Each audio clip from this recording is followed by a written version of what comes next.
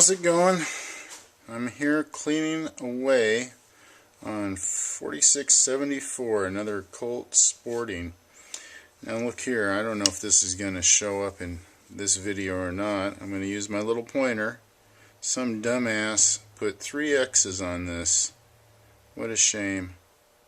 Oh well, it's in decent shape. It's not in the best shape out of this collection, but there's still a lot of the bluing left. While I'm talking about bluing, I'd like to explain the process of what Colt did. Now they used what they like to call their deep, rich charcoal blue, and they used that on the slide and they used it on the frame.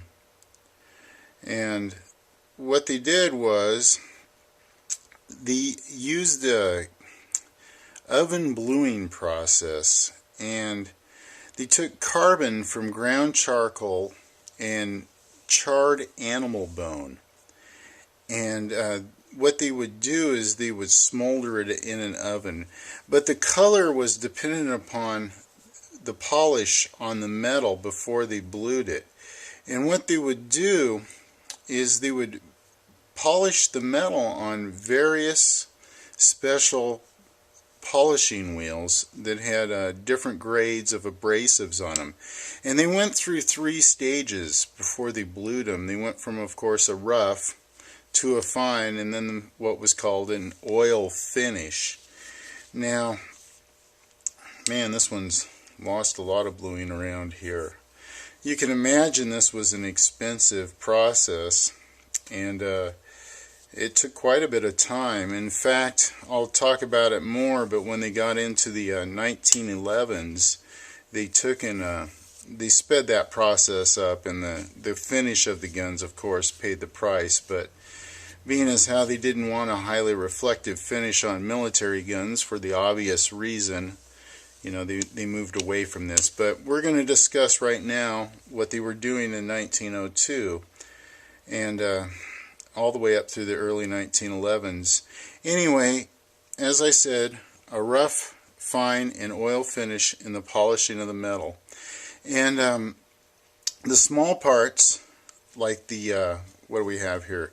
The trigger, the magazine catch, the link pins for the barrel itself, let's see, the rear sights, this plug here, they were all finished in what they called a fire blue, and it's really beautiful, beautiful finish. I mean, some of these guns, I had one in a prior video, and I think it's the screenshot for the video itself, where I'm holding one. I believe it's got walnut grips on it, and that gun has got to be 100%. It's beautiful. It was really well stored and kept over the years, and you can see how incredibly fine the craftsmanship was on that finish, the time put into it. But anyway, they took and they went through the polishing steps. And I have a quote here from Charles H. Coles. He was a historian and curator of the Colt Museum, and he explained how they did the bluing process. Okay, so I'll read you that quote from, I believe I got this from the Douglas Sheldon book.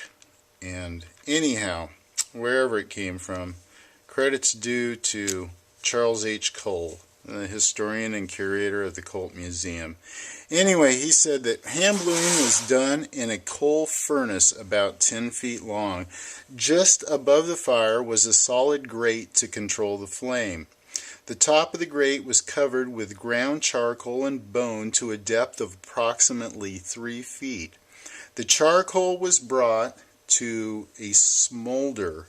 Excuse me, I'm going to grab one that's got a much better finish on it. Now this one you can still, if I can get it to reflect in the camera to capture it, you can see that fire blue that they talked about on the trigger, and you can see that it is definitely different than the frame color. Don't worry, I'm not going to be a dumbass and scratch this. So anyway, The charcoal was brought to a smolder.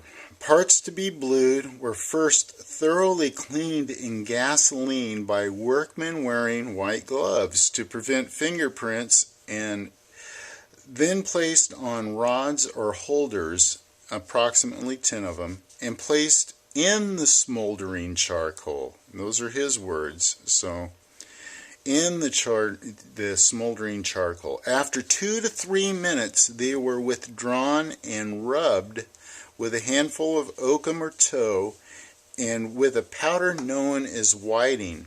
This was repeated approximately 6 times until the proper color was obtained. Incredible. What an incredible amount of work to doing the finish on these. That's some pretty fine craftsmanship. One other thing I will mention about the Sportings, a little off topic here. Of all of them, there's only one that was engraved according to factory records. So that gives you an idea. Anyway, I just thought I'd do a little video on the bluing process. Appreciate everybody that's following these videos. Thank you very much. Thanks for tuning in, and until next time, guess I'll just keep cleaning away. I'm going to run out of rags. I'm going to have to buy some more gloves soon, huh? Alright, hey, thanks for watching.